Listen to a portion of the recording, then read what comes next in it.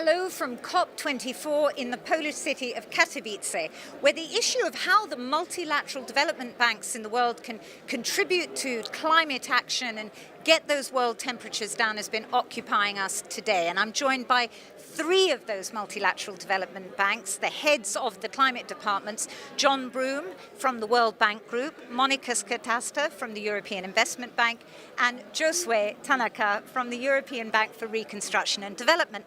Now, you've been talking today, John, about aligning the work of the multilateral development banks with the Paris Agreement. But what does that actually mean for those of the viewers who are watching may not be so familiar with those terms?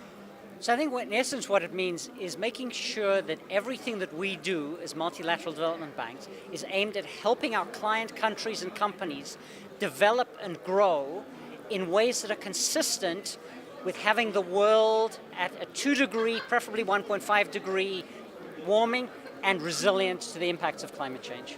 And so it's not just about money, is it, Monica? It's not just about money. It's really about also the advisory, that the advice, the support, the technical support that we provide to the countries, to all kind of clients, to cities, to companies, and it's also about the ways in which it's not just about our money. It's the way in which we can bring the money into this space, coming from the private sector in particular. Is it an ambitious set of goals you've set yourself today, Josué? Well, certainly if we have read and seen what the special report from the IPCC on 1.5 degree means, essentially, this is what we, need to essentially look at and see what are the implications, when looking at that in terms of the carbon emission reduction pathways that we will have to have. And I think also to the point that was made before, it's not just about money.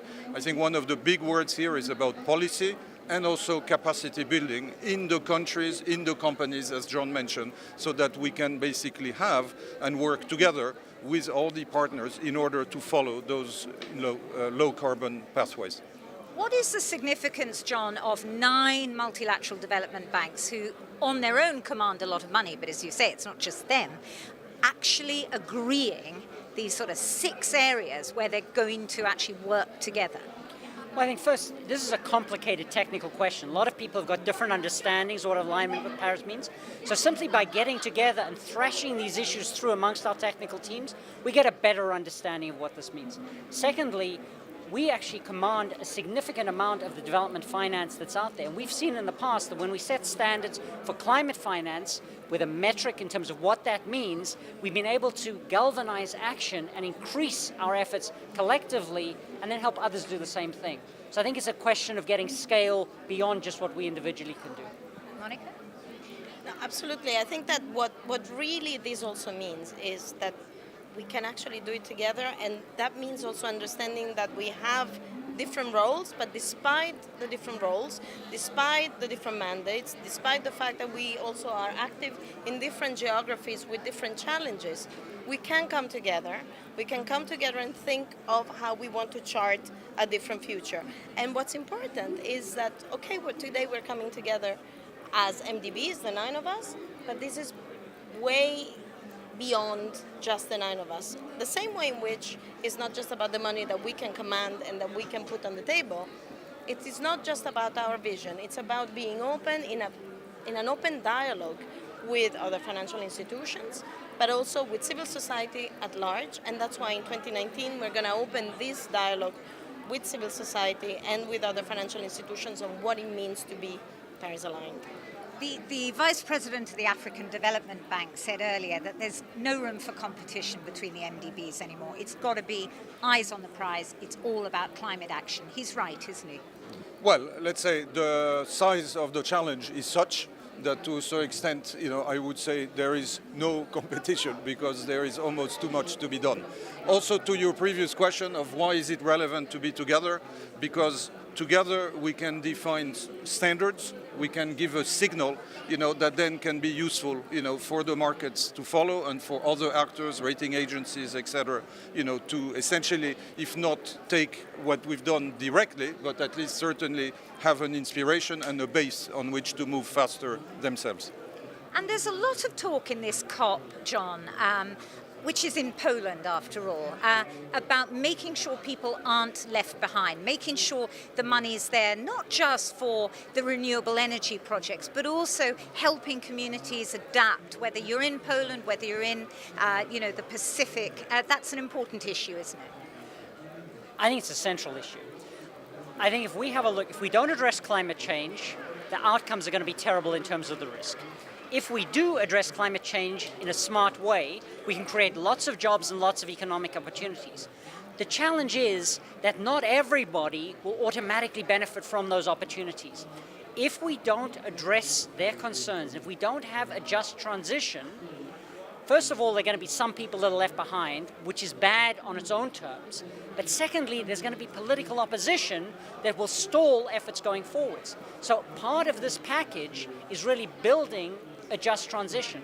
And our sense is that there's lots of reports out there that explain technically what needs to be done from where we are here to where we need to be by 2050, 2060. There's a lot of technical stuff that's out there.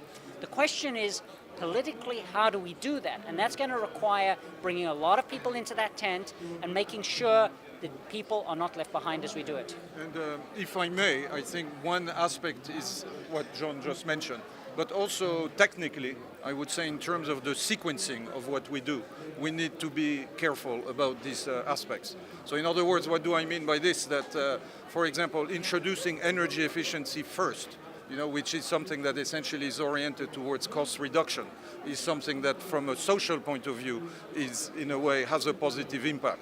Much easier to do, than some other measures that may have some impacts, that may be perceived as negative upfront. People need to see the benefits. So the sequencing of how things are done is also important.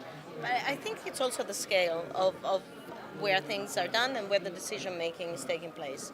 Because we've been talking a lot about political dynamics at national level.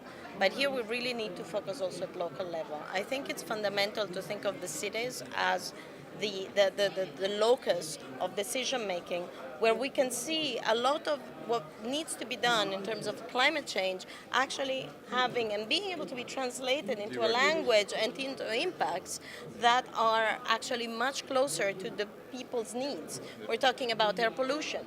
We're talking about reducing congestion. We're talking about, better, more livable cities with green spaces. We're talking about reducing the impacts from extreme events, extreme rainfall events or others, reducing deaths during heat waves. I think that this is something that needs to be thought through, and really it's also our dialogue with the city level. It's understanding the dialogue between the national and the city level that's going to make a big difference. Well, important points there, not just technicalities, very much a social project as well as a climate one. Absolutely. Thank you very much, John, Monica and Josué.